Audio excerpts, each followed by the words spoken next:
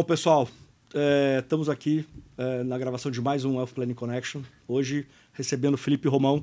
Felipe Romão é um craque aqui, uma referência quando a gente fala de Portugal, advogado sênior, sócio sênior da Uria Menendez Advogados e um parceiro nosso aqui já de longa data.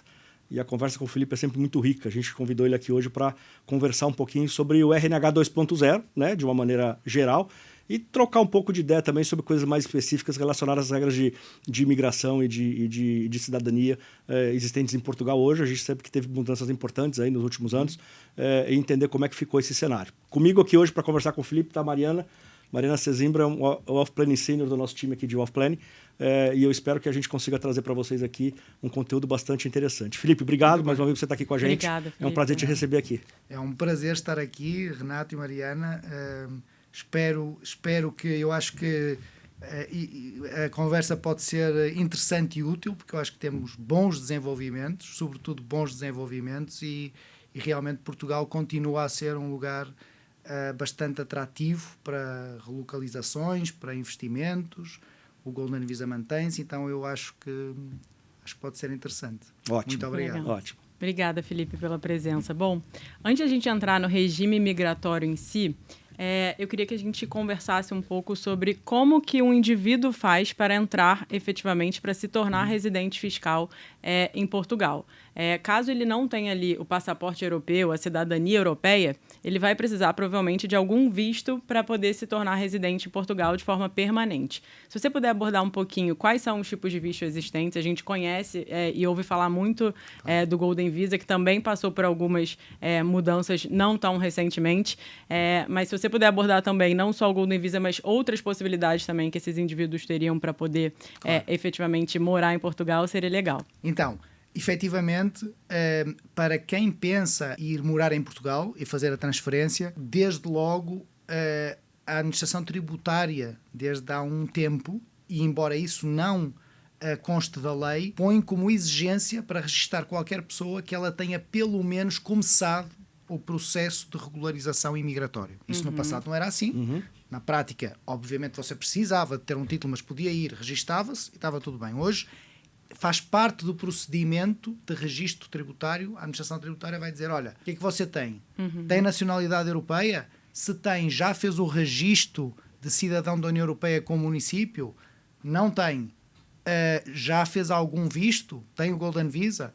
Isto é importante referir. Então é realmente um primeiro step, é um primeiro passo que qualquer pessoa tem que pensar, inclusive antes de tomar esse passo de fazer o registro. E realmente Portugal é um país fácil no sentido da obtenção de uma autorização de residência. Você tem todas as autorizações de residência chamadas convencionais, você tem desde o visto de trabalho, tem o visto de investigação, você tem inclusivamente o chamado visto D7, que é para quem quer ir viver em Portugal de meios próprios. Para isso, o procedimento é o procedimento convencional, pedir junto do consulado do país de origem um visto. Com esse visto entra em Portugal e pede autorização de residência. Obviamente, eu gostava de dizer que os serviços estão a funcionar de uma forma muito célere e muito organizada. Não é o caso. Demora o seu tempo a pedir o visto aqui, demora o seu tempo depois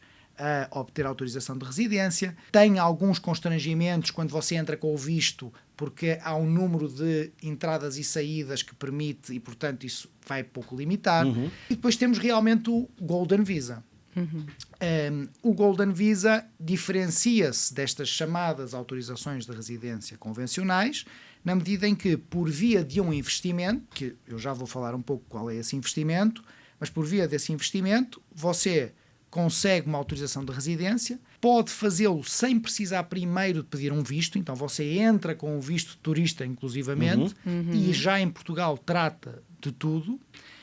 E esse Golden Visa, a grande diferença, obviamente para além de implicar esse investimento, é que lhe dá ao investidor, a quem faz o Golden Visa, a possibilidade de ficar em Portugal quanto tempo quiser, mas pode apenas ficar uma média de 7 dias por ano. Okay. E essa é a grande diferença às autorizações residência convencionais, que a regra é ao contrário. Diz, você tem que ficar em Portugal e tem um máximo de período de ausência que você pode ter.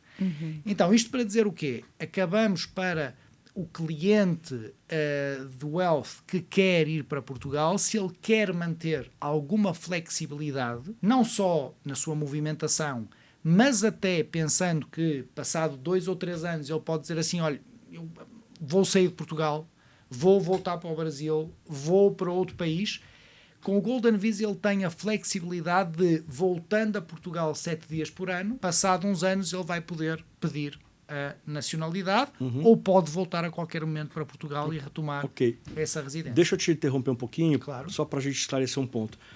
Sem dúvida nenhuma, nós estamos falando aqui de vistos de residência ou imigratórios. Não tem questão fiscal aqui, correto, certo? Correto. O Golden Visa tem aquela exigência de se passar 7 dias, como você colocou. Correto. Agora, se mesmo usando esses vistos, que não tem questões tributárias, eu passar mais que 180 dias em Portugal, eu já sou considerado um residente português, fiscal ou não? Como é que é isso? Esclarecendo então, isso, por favor. Vamos ver. Porque já que eu posso ficar o tempo que eu quiser, também tem isso, né? Pode, legalmente, tem toda a razão, Neto. Legalmente pode passar todo o tempo que quiser, mas isso não quer dizer que não desencadeie implicações tributárias. E, efetivamente, como todos os outros países, na maior parte dos casos, Portugal tem regras que fazem espoletar a residência tributária se cumprirem certos requisitos. Perfeito. Esses requisitos são essencialmente 2 e alternativos. E isto é importante para alguns dos pontos que depois muitas vezes se discutem no tema da residência fiscal. Então, um dos requisitos é passar mais de 183 dias em cada período de 12 meses, ou, então é um critério alternativo, ou em algum período em algum dia desse período, ter um imóvel à disposição que esteja equipado de forma a fazer presumir a intenção atual de o ocupar como a sua residência regular e permanente. Este segundo critério é um critério muito mais vago, não é? Então, o que acontece? Isto é a teoria, isto é o que a lei diz. E eu posso dizer abertamente, porque isto não tem nada que, depois, a forma, o comportamento, a prática das autoridades fiscais relativamente a estes pontos é bastante flexível. E é, primeiro, porque, como vocês veem, os 2 critérios são bastante amplos e se a administração tributária fosse a considerar, com base nestes critérios, todo mundo que os preenchesse, então toda a gente que tem uma casa em Portugal seria residente fiscal. Então, eles têm a noção que têm que aplicar isto com alguma flexibilidade. Por outro lado, obviamente, nós temos um interesse em cativar e em atrair investimento estrangeiro e ter alguma flexibilidade.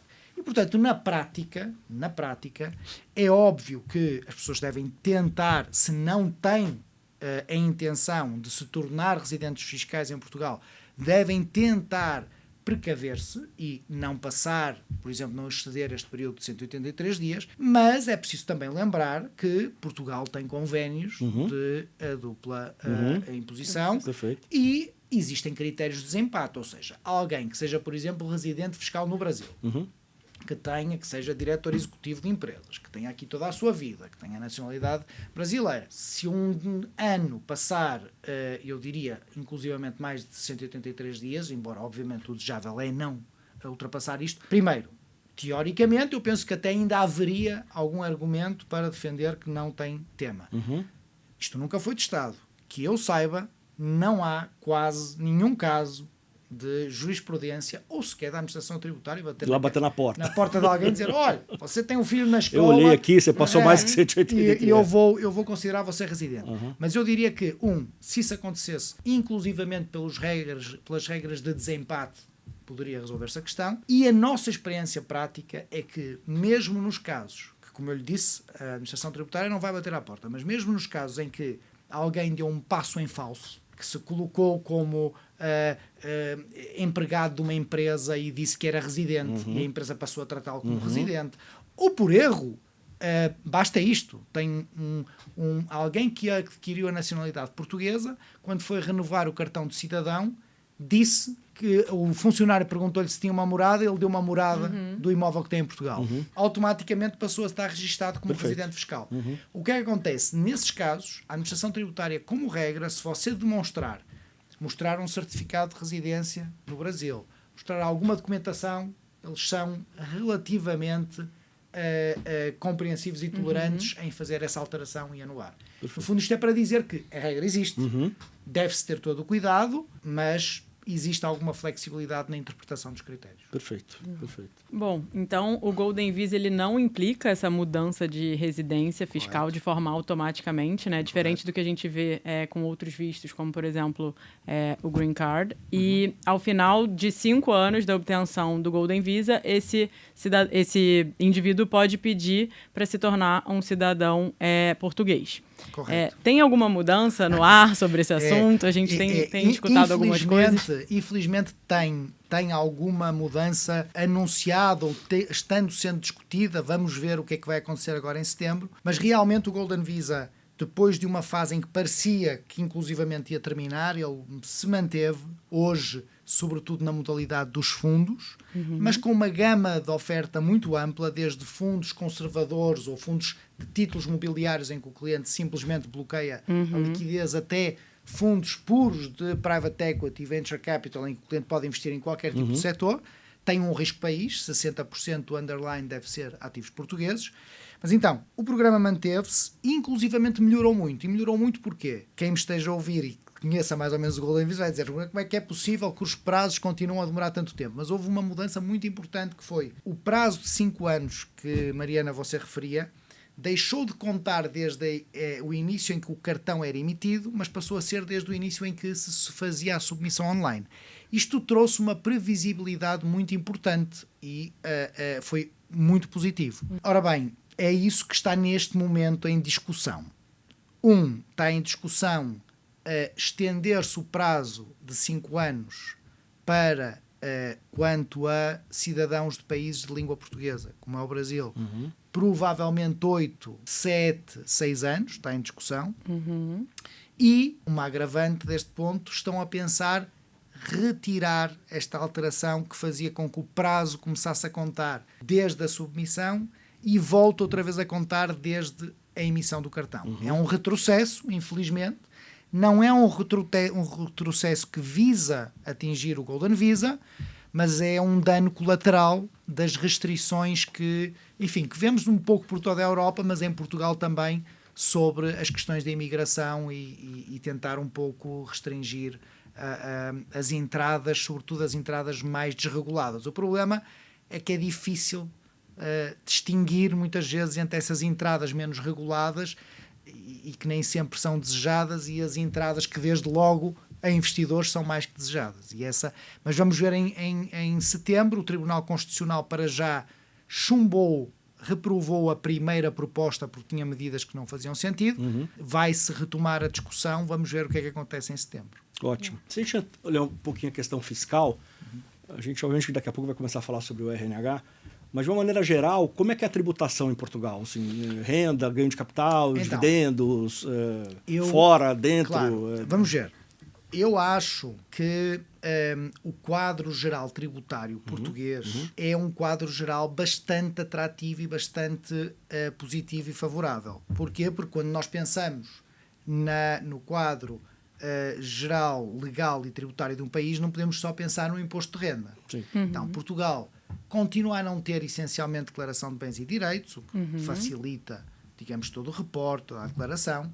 Não tem uma tributação pura sobre a variação do património, você só é tributado sobre os itens que estão discriminados. Se você vender uma obra de arte não é tributado, se você vender ouro físico não é tributado, se você vender um carro clássico, um automóvel clássico não é tributado, então é só os itens que estão discriminados. Continua a ter um regime positivo para criptoativos. Não tem imposto sobre património, essencialmente e na prática não tem quase imposto sobre sucessões e doações, tem um regime de ano fiscal parcial, o que também dá alguma flexibilidade, e finalmente não tem imposto na saída. Isto são fatores que são muito importantes quando nós olhamos para um país em termos do quadro geral. E isto, para mim, tudo positivo. Quadro em termos de imposto de renda. Não vale a pena dizer que é um país onde as alíquotas são baixas e onde o quadro geral, em termos de tributação de imposto de renda, é muito baixo.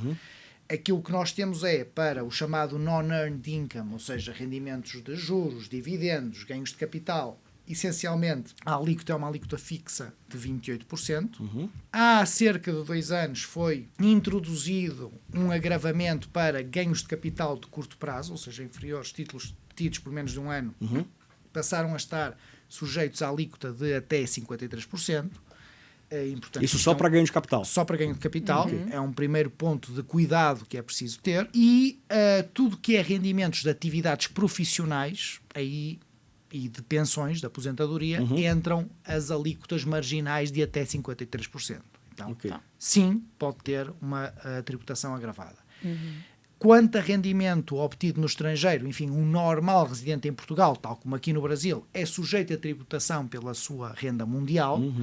E em Portugal existem 2 temas que são sempre a ter muito em conta e vocês têm isso, obviamente, muito presente.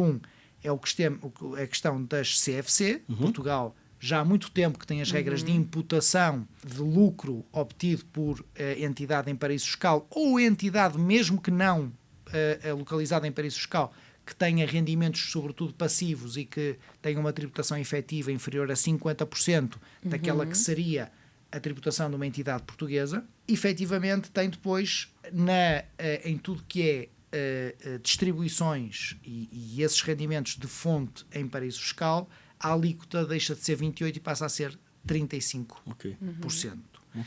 E, portanto, efetivamente, se nós somarmos a isto o facto de Portugal ter uma lista de paraísos fiscais bastante ampla, realmente um residente normal tem um quadro em sede de tributação de renda que tem um cenário um pouco mais agravado. Dito isto, existem, e estamos aqui na XP, se pensarmos sobretudo em rendimentos financeiros, existem instrumentos, e que obviamente vocês conhecem bem, e quem conhece o mercado português já com certeza ouviu falar, nomeadamente o Unit Link, o seguro de vida, que é um seguro de vida ligado a fundos de investimento em que o risco corre por conta do tomador. É uma espécie, vamos chamar de trust onshore, não existe risco biométrico, a pessoa faz uma contribuição para um seguro, cujo portfólio está segregado do balanço da seguradora, está custodiado no banco que o cliente quer, administrado da forma que o cliente quer, com mandato discricionário, em advisory, e que permite primeiro um deferimento, portanto é opaco este instrumento, e há uma tributação que vai reduzindo ao longo do tempo. Parecido com o que a gente tem aqui, né, no nosso VGBL. Na Previdência. Exatamente. Né, na VGBL, e se somarmos a isso o fato, embora esteja muito na ordem do dia a discussão sobre isso, nunca foi claro o regime de cálculo da porção de rendimento em caso de um resgate parcial. Ou seja, a regra não é clara.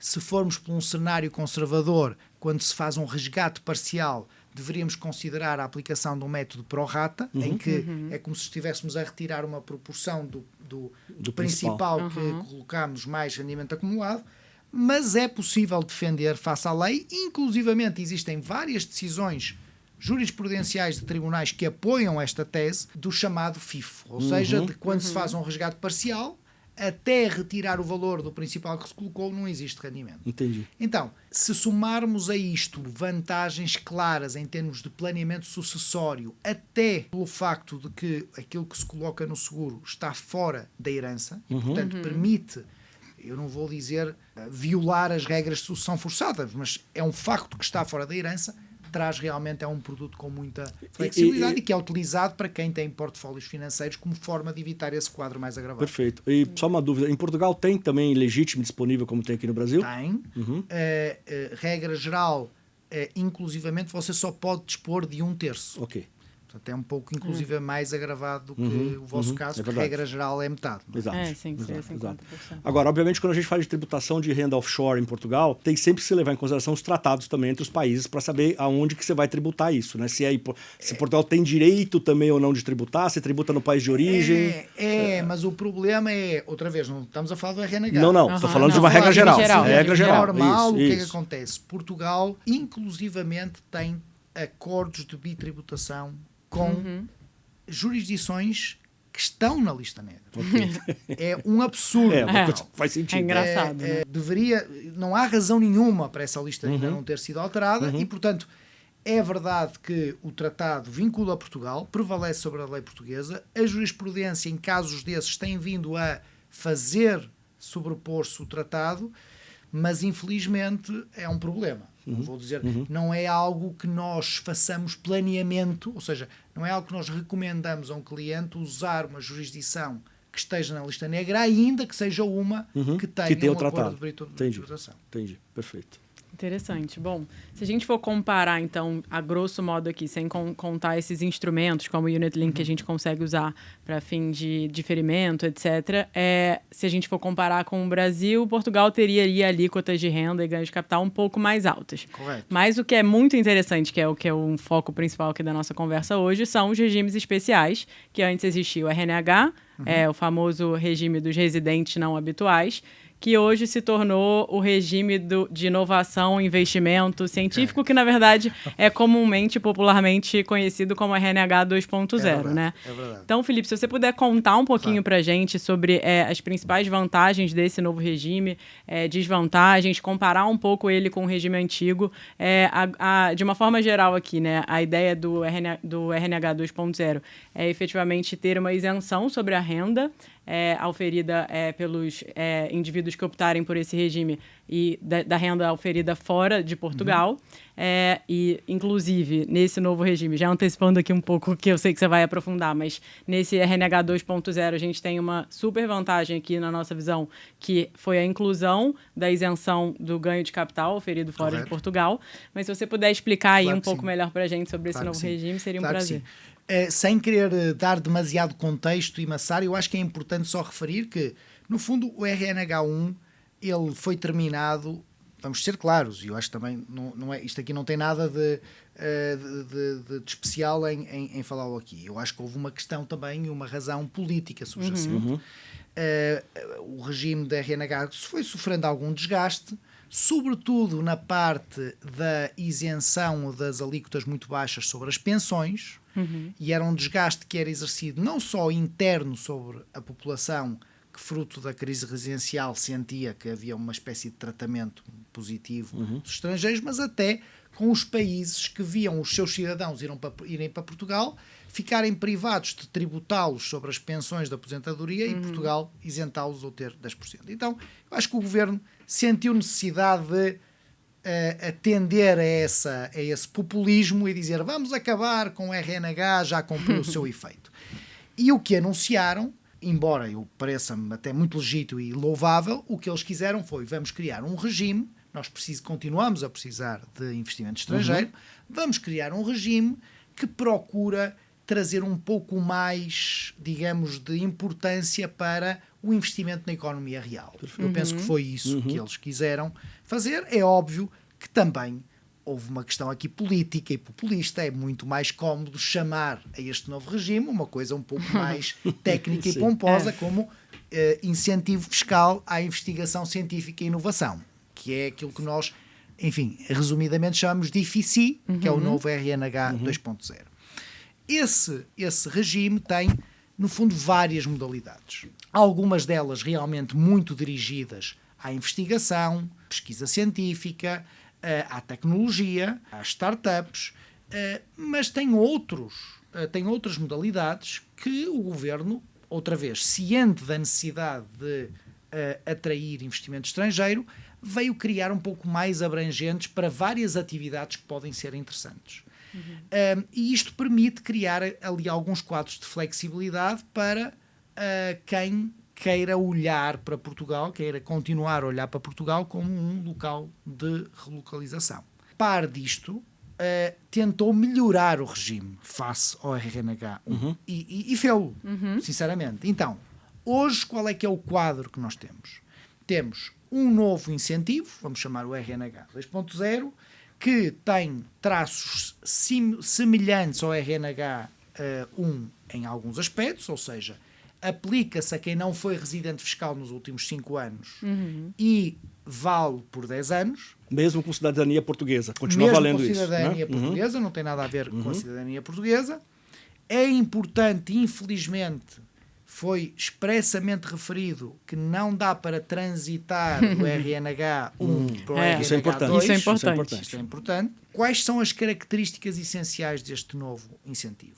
Na parte do quadro tributário do incentivo, aqui foi uma melhoria claríssima. E porquê? Porque, como a Mariana muito bem dizia, o regime do RNH1 era um regime com alguma complexidade, porque assentava numa espécie de regra de eliminação de dupla tributação, e na prática isso significava que dividendos, juros, ganhos de imóveis obtidos no estrangeiro, todos os ganhos obtidos no Brasil, porque o Brasil reservou o poder de tributar, eram isentos, mas ganhos de capital obtidos no estrangeiro, regra geral, eram sujeitos. O novo incentivo, o que é que o legislador veio dizer? Olha, vamos esquecer essas regras mais complexas e vamos dizer: rendimentos de fonte estrangeira estão todos isentos, com 2 exceções. Rendimentos de aposentadoria, eu aqui volto àquilo que eu estava a aplicar, que teve aqui também um fator político e até de relação com outros países. Portanto, a aposentadoria está fora, está excluída da isenção. E a segunda exclusão é rendimentos distribuídos e pagos e colocados à disposição por entidades em paraíso fiscal. Ok. O ponto aqui é que isto, obviamente, traz um quadro muito mais flexível, muito mais atrativo e, basicamente, para quem faça esta relocalização, vai ter uma isenção total sobre os seus rendimentos. Se tiver aposentadoria, não a vai ter. E quanto a rendimentos de origem estrangeira, desde que não haja uma entidade em paraíso fiscal que faça distribuições ou pagamentos, não vai ter tributação. A imputação não está nada referido na lei como estando excluída e, portanto, as CFCs, mesmo que exista a imputação, ela deverá estar isenta, ou seja, não há imputação, mas realmente não convém ter entidades em paraíso fiscal, porque uma vez feita a distribuição, haveria Ok, então, na verdade, você acabou criando de novo um diferimento fiscal para quem tem dinheiro em paraíso fiscal, porque se você não distribuir, você não paga imposto, é isso? É verdade, Renato, mas eu acho que a letra da lei claramente diz isso. Não estou tão seguro que o espírito fosse esse. Então a minha recomendação clarissimamente é não tenham paraísos fiscais. Okay. Eu acho que hoje em dia existem várias estruturas em países com quem há troca de informações, com quem há acordos que funcionam de uma forma muito flexível e servem os propósitos que as pessoas querem. Elas podiam ter os seus ativos na pessoa física e valer, porque os ganhos de capital já estão sujeitos.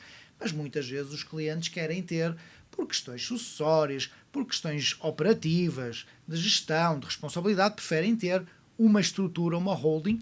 E o que eu quero dizer é que existem várias possibilidades que permitem cumprir esse desígnio com custos perfeitamente aceitáveis e similares àqueles que são utilizados. E outra vez, não é que o brasileiro utilize uma BVI ou Bahamas ou Cayman para fugir aos impostos, porque hoje sabemos que está tudo declarado. Mas, infelizmente, Portugal continua a manter essa lista muito ampla, então convém evitar até porque essa interpretação vai contra o mundo, né? Totalmente. Todo mundo está indo na direção contrária. Não faz sentido nesse momento você voltar para trás, totalmente, né? Totalmente. Não faz sentido. Então, essa é a parte, vamos chamar, é a parte muito positiva do incentivo.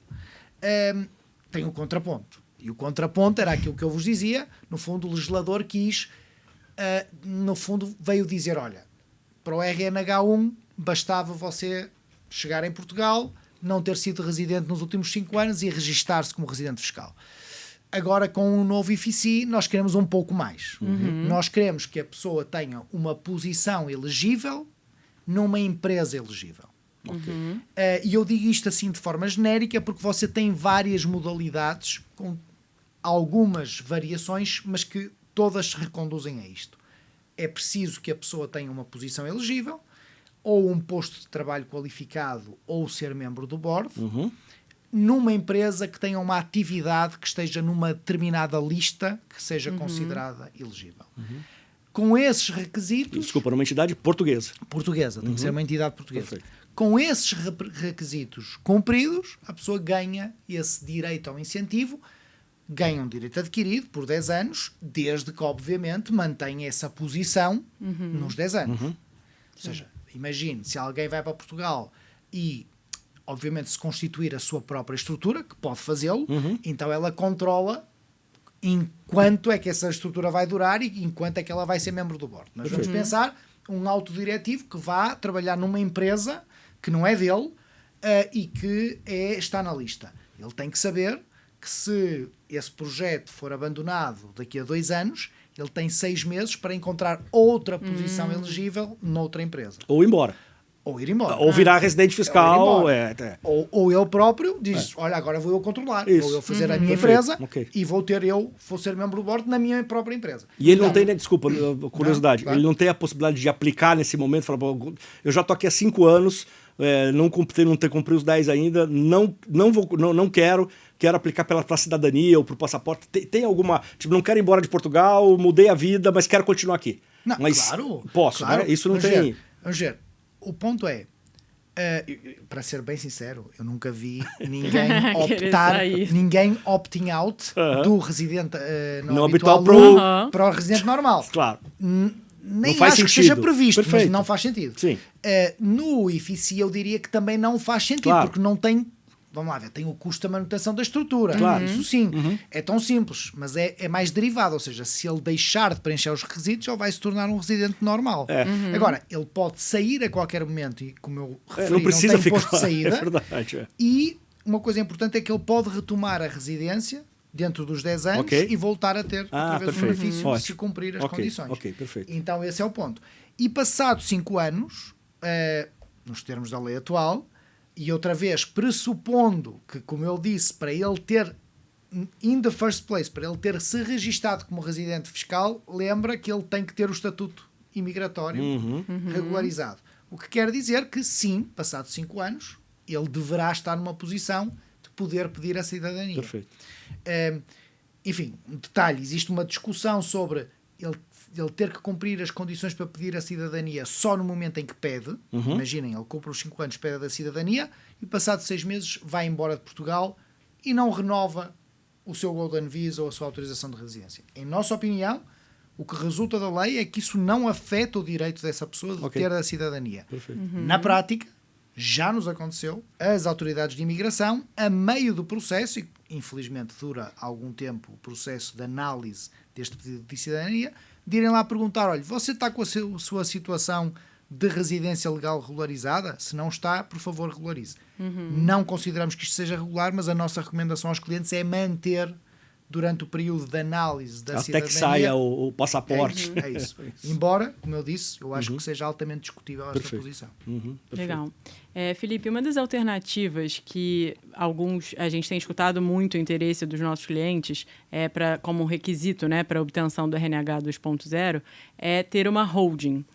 Só que pelo que a gente já até conversou em outras vezes ao longo desse ano e pelo que trouxe a lei, não ficou tão claro como precisaria ser essa holding. Qual teria que ser o objeto dessa holding, por exemplo? Que atividade ela teria que ter ali para estar enquadrada dentre uma das possibilidades para você obter o RNH 2.0? Claro. Então, vamos ver. Em primeiro lugar, a holding está na lista da última modalidade que foi regulamentada, já em fevereiro deste ano, que é a lista das empresas que são elegíveis por terem uma atividade considerada relevante para a economia nacional.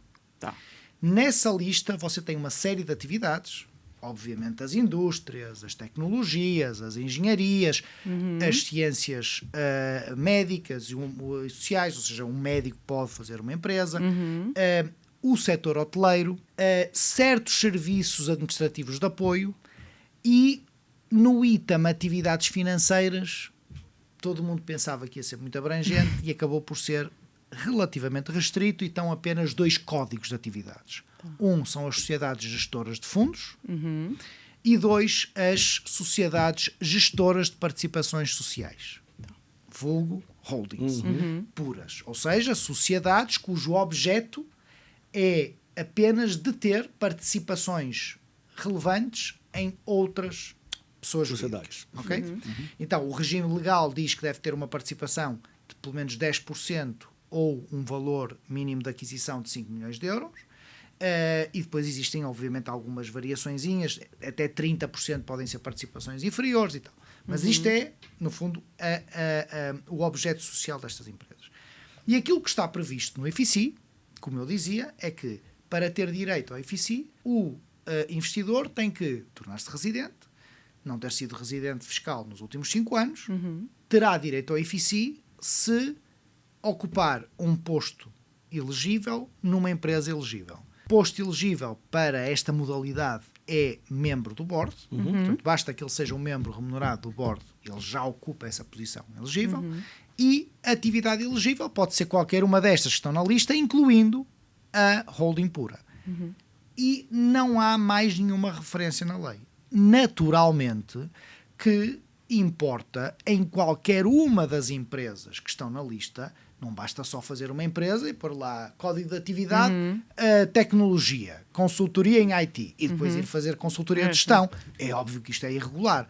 Da mesma forma, fazer essa empresa e depois não ter atividade nenhuma também é irregular. O mesmo para a holding. Ou seja, aquilo que nós dizemos aos clientes é, olha, o requisito legal é este. É ótimo, dá muita flexibilidade, mas agora é importante que você, no fundo, dê substância a esta estrutura. Claro.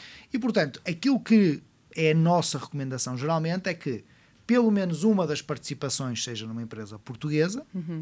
Eu acho que está de acordo com o espírito do regime, que é, no fundo, incentivar. Mas não tem nada na lei que exija isso. Tá bom. Tudo que eu estou agora a dizer, vamos dizer assim, até agora o que eu disse é, no fundo, se quisermos, must have, é o que está na lei. Tudo que eu estou a dizer agora é nice to have. Então, os nice to haves no espírito do regime, devem ter, à partida, parece-me, faz sentido um investimento, de preferência, um investimento em Portugal. Uma SPV que pode ser, e aqui a minha opinião claramente é, não precisa de ser uma atividade que está na lista. Pode ser qualquer outra atividade. O que tem que estar na lista é a holding. Exatamente. Então, a SPV pode ser uma SPV imobiliária. Para dar um exemplo. Mas aquilo que nós fazemos geralmente é, sentamos com os clientes e dizemos, o que é que lhe faz sentido a você? Eu ainda tenho alguma atividade na área tecnológica, mas até me interessa a holding. Ok, podemos fazer uma atividade, uma empresa tecnológica por baixo. Eu ainda faço certa consultoria de gestão. Então é muito relevante você fazer a holding, pode fazer uma subsidiária que é consultoria de gestão e outras participações que você vai entender. Porque a consultoria de gestão não está na lista. Então, é sobretudo uma questão de sentar com o cliente e ver. Se o cliente disser assim, não, Filipe, eu tive um evento de liquidez, eu quero ir para Portugal, eu quero saber como, eu quero fazer uma estrutura que, eu vou jogar as regras do jogo, mas eu não quero estar envolvido numa atividade operativa, no dia-a-dia. Não, quero uma coisa que faça sentido, flexível. Então, a holding, e depois você escolhe participações em alguma empresa de algum seu amigo, algum seu parceiro, ou então faz uma sociedade imobiliária que vai comprar imóveis no mercado e colocar no arrendamento. Enfim, há um leque de possibilidades muito amplo. Uma outra consideração, parece óbvio, mas muitas vezes os clientes dizem, então pronto, Filipe, eu vou fazer uma holding, e em baixo vou por uma SPV que tem 1 ou 2 imóveis e tudo bem. Bom, porque eu uso quando eu fico lá. Não, repare, duas considerações quanto a isso, porque é muito relevante o que disse. Primeiro, ter uma holding pressupõe que você tenha mais do que uma participação. Verdade. Senão, para que tem a holding? Então, tenha só a SPV. Então, sim que deve ter mais do que essa SPV. Tem que ser outra portuguesa. Eu diria que a segunda, ou a terceira, ou a quarta pode ser em qualquer país, não há nenhuma restrição. Pode ser 10% de uma empresa imobiliária que tem aqui no Brasil. De uma empresa de serviços. Ponto importante que referiu, muitas vezes os clientes perguntam isso. Então eu posso colocar uma SPV que tenha o imóvel onde eu vivo? Outra vez, pode. Mas não é recomendação. Até porque vai ter a residência fiscal de onde você vive. Claro, é óbvio que você pode fazer tudo certinho, que é, se a sua casa onde você vive está na SPV que está debaixo da holding, por imposição dos preços de transferência, a SPV deveria cobrar uma renda de mercado a você, pagava os seus impostos e deveria estar tudo ok. Eu mesmo assim recomendo que se separe isso, até porque o imóvel, quando é comprado para residência regular e permanente, faz sentido estar na pessoa física, porque na data, quando for vendido, você tem o regime de reinvestimento e de isenção dos ganhos de capital. Então, eu geralmente costumo recomendar que não se coloque o imóvel. E a última consideração relativamente à holding é só não esquecer que, por muito que eu queira muito que tragam todos os investimentos para Portugal e para debaixo da holding, é importante considerar que colocar um ativo estrangeiro que gere muito rendimento debaixo da holding pode não ser o mais eficiente tributariamente. Com certeza. Porque o rendimento até pode chegar à holding isento, porque a holding tem um Participation Exemption que permite isentar dividendos e ganhos de capital dessas participações relevantes, mas se a holding distribui para o acionista... Está recebendo de fonte portuguesa. E ele vai estar a receber de lá. fonte portuguesa, então vai ter os 28%. Perfeito. Então faz sentido que nesses ativos, desde logo financeiros, que vai receber rendimento de fonte estrangeira, que ele mantenha numa estrutura fora para estar isento e beneficiar do IFIC, que é, ao fim e ao cabo, um dos objetivos pelo qual ele foi para lá. Ótimo. E é isto um pouco. Realmente a holding, sim, é uma possibilidade flexível. E eu tenho algum receio, e eu acho que é muito importante que as pessoas realmente utilizem essa solução muito flexível com propriedade, com moderação e com substância, porque o que eu receio é que em algum momento, se não for assim, o governo vá restringir essa lista, e nomeadamente essa possibilidade. Mas há várias, e nós estamos com um número relevante de clientes que estão a avançar com o IFIC, e como dizia, muitos deles, porque têm já na cabeça ou têm uma oportunidade, até vão para outras atividades da lista, mas outros dizem, olha, eu quero uma flexível que funcione, e realmente a holding pode preencher esse requisito. De novo, faz sentido para um cliente a partir de um certo património, porque implica esse tal investimento. Perfeito. Só queria esclarecer um pouquinho mais essa questão da migração do 1.0 para o 2.0. Dúvidas que eventualmente possam aparecer. Existe a possibilidade de migração automática? Segundo, eu estava no regime 1.0, não estourei os 10 anos ainda, o que acontece? Eu perco e acabou, tem que aplicar de novo para o 2.0. Existiu uma regra de transição entre um e outro? Explorar um pouquinho mais como é que foi isso. Infelizmente, o legislador foi muito claro. Podia até deixar a coisa específico. Disse, não pode aceder ao IFIC quem tenha sido, entre outras coisas, quem tenha sido RNH no passado. Mesmo não tendo usado os 10 anos. Fiquei 3 anos, mudou a lei e perdi. Vou mais longe. Imagina um RNH que foi em 2009, ok? Porque foi quando começou. Ok. Há muito poucos que tenham ido em 2009, mas vamos pensar porque ainda estava no início. Mas imagina que foi em 2009, saiu em 2018, teve todo este tempo fora, mais do que os 5 anos, e agora não pode. Vai voltar. Não pode. Se já foi no passado. Ou quem entrou no RNH 1.0 pouco antes também, né? Finalzinho de 2024. Pois é, isso que eu falei, também não consegue. Não pode transitar. Não pode perdeu, acabou. Havia aí uma questão, quem estava no regime transitório do RNH, de poder transitar, e podia, mas tinha que já ter preenchido os requisitos do IFIC. Então, na prática, aliás, houve aí alguns enganos à volta disso. E, portanto, realmente essa transição não é possível. Quanto à segunda parte da sua questão, que é, ok, Filipe, mas então vamos esquecer agora por um momento o IFIC para essas pessoas, mas vamos pensar que existe um número muito considerável de pessoas que estão ainda em Portugal ao abrigo do RNH 1.0 e muitas delas estão-se a questionar o que é que vai acontecer quando chegar ao fim. Devo ficar em Portugal? Posso? Não posso? Qual é que é a situação? Nada melhor do que eu vos dar a minha experiência prática dos clientes que chegaram ao fim do RNH. Eu pensava que ia haver muito mais uma decisão de saída, mas aquilo que eu tenho verificado é que, primeiro, no fundo, a vontade das pessoas, há uma inércia quando você muda para um país e fica 10 anos, obviamente, que não é tão fácil a pessoa pensar, agora vou outra vez, agora vou para outra. Então, há quase uma predisposição de início para, se eu conseguir ficar, vou ficar, vamos lá ver se eu consigo. Obviamente estou a excluir os casos, que acontece também, da família que vai para Portugal para os filhos estarem no período, digamos, de escola, tiveram os 10 anos, gostaram, mas querem voltar para o Brasil. Tudo bem, obviamente. Mas agora, aquela pessoa que foi, está bem, quer ficar, a predisposição é, vamos ver o que é que funciona. Organizar aqui para ver. E qual é a nossa experiência? Eu diria de cada 10, eu diria cerca de 6, 7, talvez até mais 7, acabam por ficar. E o que é a nossa experiência? Tudo que seja pessoas que têm predominantemente patrimónios financeiros existem fórmulas, instrumentos que permitem realmente ter uma tributação bastante eficiente.